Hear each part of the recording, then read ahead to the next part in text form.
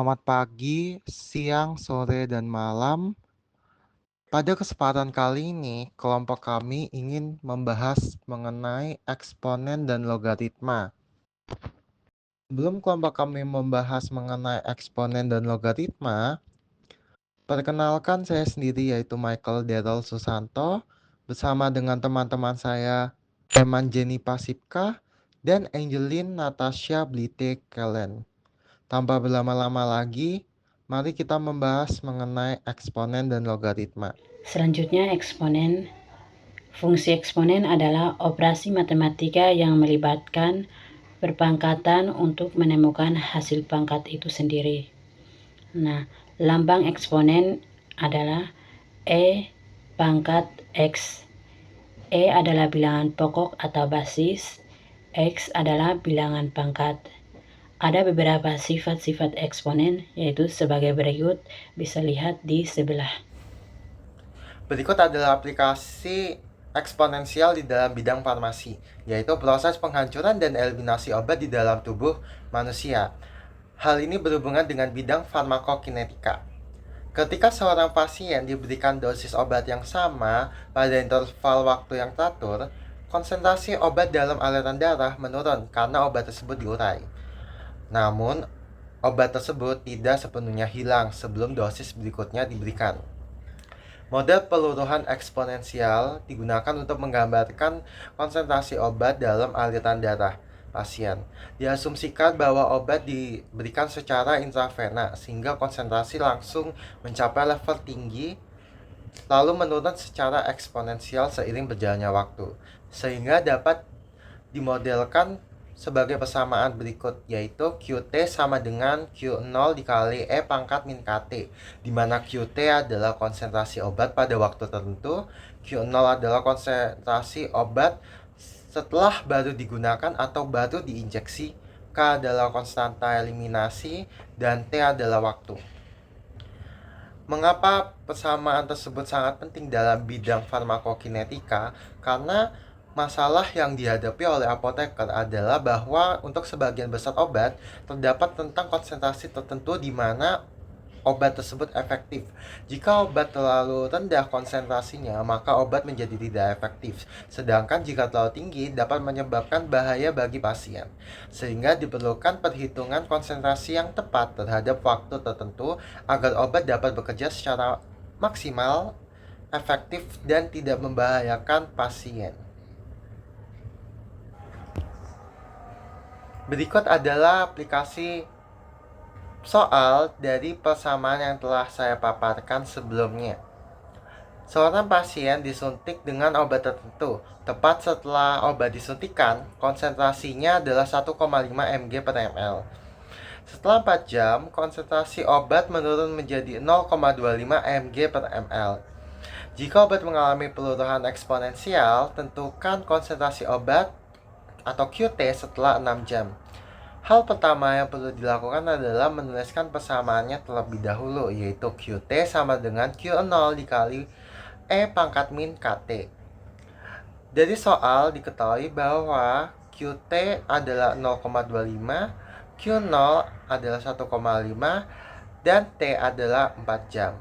Sehingga hal-hal tersebut dapat dimasukkan ke dalam persamaan dan dapat ditemukan bahwa E pangkat min 4K sama dengan 1 per 6. Lalu E pangkat min 4K sama dengan 1 per 6 ini dapat dikerjakan dengan sifat-sifat logaritma sehingga dapat ditemukan konstanta eliminasi atau K yaitu 0,4479. Setelah mengetahui konstanta eliminasinya, kita masukkan ke persamaan baru, yaitu Qt sama dengan 1,5 dikali E pangkat min 0,4479T. Masukkan T yang ditanya yaitu 6 sehingga Q6 sama dengan 1,5 dikali E pangkat min 0,4479 dikali 6.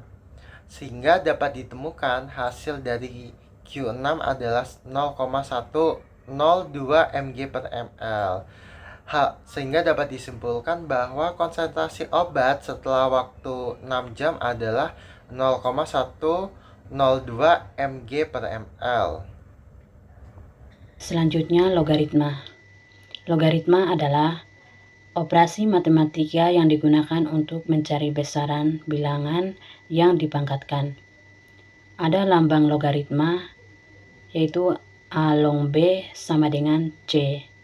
A adalah basis, B adalah hasil pemangkatan, dan C yaitu pangkat yang dicari. Ada sifat-sifat logaritma, bisa dilihat di sini. Selanjutnya adalah aplikasi logaritma di dalam kehidupan di bidang farmasi. Yang pertama itu dalam farmakokinetika, itu contoh penggunaan itu dalam ATME. ATME itu merupakan absorpsi obat atau masuknya obat ke dalam tubuh, lalu obat didistribusi atau diantarkan ke seluruh tubuh, lalu metabolisme itu merupakan keseimbangan obat di dalam tubuh, serta ada ekskresi. Ekskresi itu keluarnya sisa-sisa obat melalui dalam tubuh seperti kulit. Lalu selanjutnya aplikasinya ada perhitungan pH dan pKa suatu obat.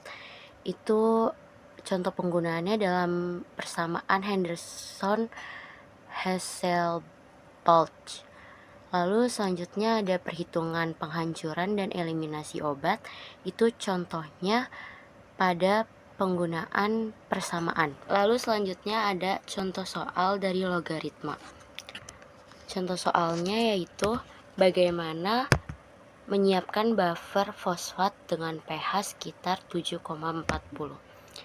Yang pertama, kita cari dulu Ka sama pKa-nya. Ka-nya itu yang H3PO4, Ka-nya 7,5 kali 10 pangkat minus 3. pKa-nya 2,12. H2PO4 minus, Ka-nya 6,2 kali 10 pangkat minus 8.